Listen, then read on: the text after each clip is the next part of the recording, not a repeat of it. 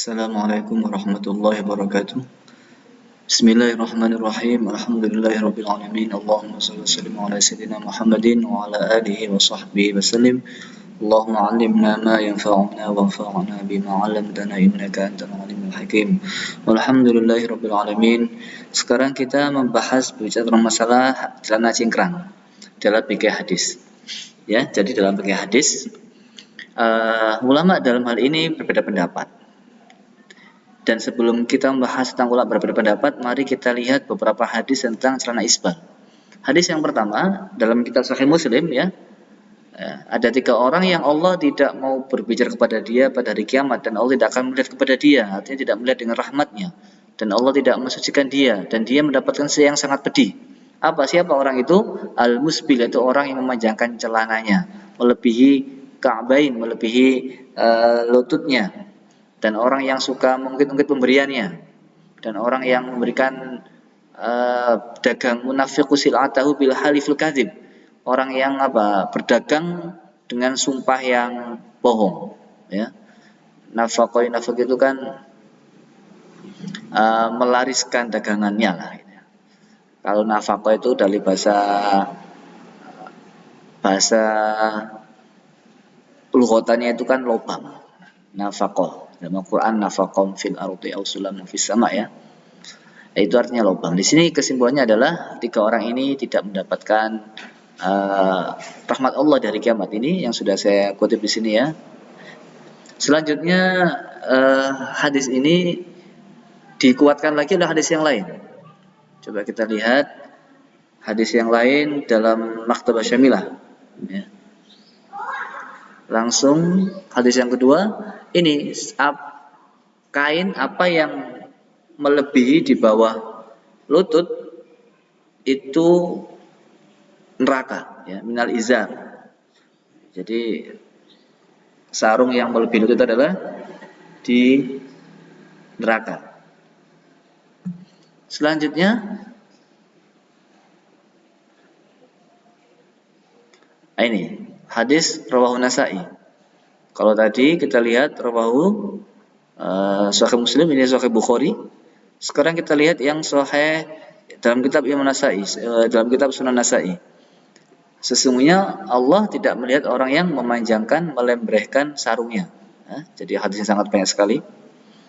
Setelah itu nanti kita lihat bahwasannya ada beberapa qaid. Kalau tadi kan umum, Allah tidak melihat, Allah tidak mau berbicara kepada dia, itu orang yang melembrehkan sarungnya, ya. Tapi di sini ada qaidnya. Ada qaidnya apa? Qaidnya bator. Allah tidak melihatnya pada hari kiamat dengan pandangan rahmat kepada orang yang memanjangkan sarungnya bator dalam keadaan sombong. Nah, ini ada qaidnya, ada ilatnya. Bator. Nah, ini sudah mulai mengkerucut, ya. Sebabnya adalah karena sombong. Selanjutnya sama.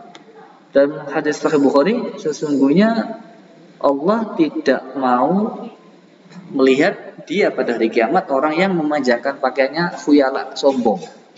Tapi di sini menariknya, yang menjadi menarik ini di sini. Sesungguhnya Abu Bakar, beliau bertanya, "Ya Rasulullah, sesungguhnya salah satu sarungku ini juga ngelembre ya Rasulullah, kecuali aku tarik ke atas." Kata Rasulullah, "Lasta mimman yasna'u khuyala." Jadi kalau kamu, ya Abu Bakar, bukan termasuk orang yang melembrehkan sarung dalam keadaan sombong. Oleh karena itu hadis tersebut ini menjadi muqayyad dengan kalimat khuyala. Jadi kalau yang melembrehkan sarungnya dengan sombong itu yang tidak diperbolehkan. Tapi kalau diperbolehkan, tapi kalau tidak sombong tidak ada masalah. Dan itu sangat kuat, sangat nyata dan sangat jelas ditunjukkan oleh hadis tersebut. Ya Rasulullah, saya ini ngelembre. Gimana? Oh, kamu enggak begitu karena kamu tidak sombong. Jadi ini sudah jelas-jelas menguatkan ilat alasan tidak diperbolehkan karena sombongnya itu. Kalau nggak sombong tidak ada masalah. Karena pada masa dulu kain sangat jarang, repot kain, jarang orang berpakai pakaian, kok dia dikelembrehkan yang nggak penting kan gitu. Maka sama Allah tidak diperbolehkan. Selanjutnya ini juga sama. Ya, ini hadis yang tadi Sahih Bukhari, lalu yang terakhir yang saya ambilkan Rasulullah sendiri itu juga ternyata pernah ngelembrehkan sarungnya. Kita lihat di sini, ketika dari Abu Bakrah, hadisnya Bukhari, Sahih Bukhari, ketika terjadi gerhana matahari, kami bersama dengan Nabi, maka Nabi itu melembrehkan sarungnya, berdiri sambil melembrehkan sarungnya, atau di sini bukan sarungnya ya, bajunya, dalam keadaan tergesa-gesa sampai datang ke masjid, dan lalu kemudian manusia bergerombol datang dan sholat 2 rakaat. Nah, ini artinya apa? Sombong itu tidak diperbolehkan ketika dalam keadaan khuyala atau sombong. Kalau tidak sombong berarti tidak ada masalah. Meskipun demikian, ulama berbeda pendapat. Langsung saja saya sampaikan bahwasanya ulama yang mengatakan bahwasanya alasan tidak diperbolehkan mengelembrehkan sarung ya, itu karena sombong adalah siapa? Ulama Imam Abu Hanifah, Imam Ahmad bin Hambal. Itu juga tidak ada masalah, gitu kan? Dan ulama-ulama seperti Imam Syaukani dan kitab Al-Autor juga tidak ada masalah, sebagaimana yang sudah ditulis oleh makalah tadi. Adapun selanjutnya ulama yang mengatakan makruh, ya ada juga yang mengatakan makruh. Siapa itu? Imam Ibnu Abdul Bar, lalu kemudian Imam Qadhi Iyad, lalu juga Imam Ibnu Qudamah Al-Maqdisi juga memakruhkan isbal. Makruh saja kalau tidak niat khuyala. Tapi kalau niat khuyala jelas tidak diperbolehkan. Ulama sepakat kalau niat sombong tidak diperbolehkan dan hukumnya berdosa. Tapi kalau tidak niatan sombong tidak ada masalah. Pendapat yang pertama yaitu Imam Abu Hanifah, Imam Ahmad bin Hambal, lalu kemudian Imam Syaukani. Dan ulama-ulama yang lain itu masih banyak. Adapun ulama yang tidak memperbolehkan, yang menghukumi makruh melembrehkan sarung meskipun tidak sombong, ini adalah Imam Nawawi ya, dan Imam Ibnu Abdul Bar dan Imam Qadhi Iyad dan seterusnya. Ini tidak diperbolehkan, tetap hukumnya makruh meskipun tidak sombong. Bahkan yang lebih parah lagi, bukan lebih parah ya, tapi ulama ada yang mengharamkan malah meskipun tidak sombong pun masih haram. Ya, karena dianggap itu menjadi sebab wasilah untuk sombong. Dan ini nggak ada dasarnya. Jadi ulama yang mengatakan meskipun tidak sombong itu berdosa, ini tidak ada hadisnya. Ini hanya ijtihad saja. Karena sudah jelas-jelas bahwasanya Sayyidina Abu Bakar ini melembrehkan sarungnya. Jika itu dihukumi makruh, tentunya Rasulullah akan mengatakan meskipun nggak khuyala, jangan Abu Bakar kan gitu. Ternyata kan tidak. Sayyidina Abu Bakar tetap tidak ada masalah, tidak berbukan nggak apa-apa. Kalau kamu nggak apa-apa. Jadi sudah jelas Rasulullah itu memperbolehkan apa? Melembrehkan sarungnya bagi Abu Bakar radhiyallahu anhu gitu. Jika itu dihukum makruh ya tentunya apa mungkin Abu Bakar itu melakukan hal yang makruh? Apakah mungkin sahabat yang paling dicintai Rasulullah, yang paling tinggi kedudukannya dibanding yang lain itu melakukan hal yang tidak benar kan begitu? Ya, meskipun itu makruh, saya kira tidak. Ya. Maka menghukumi berlebihan, menghukumi haram itu berlebihan, dan menghukumi makruh itu ya mungkin hati-hati aja ya, karena dianggap itu mazmum, artinya tidak etis ya, mungkin atau tidak layak. Ya jelas kalau kita itu sarung kita itu sampai ngelembreng tanah lantai, ya jelas itu makruh. Makruhnya itu bukan hadis ini, makruhnya apa? Karena itu merusak pakaian. Kan pakaian jadi rusak kalau sampai ngelembreng di lantai. Bukan karena hadis ini, bukan, tapi karena korina yang lain, yaitu boror, membahayakan sarungnya dan menghilangkan keindahan dan kerapian serta kepatutan di masyarakat. Itu makruh. Tapi kalau selama ini normal-normal meskipun di bawah mata kaki, selama tidak menyentuh tanah, saya kira masih wajar dan masih boleh, dan mengatakan itu hukumnya haram menurut saya berlebihan. Dan kalau kita melihat di apa namanya,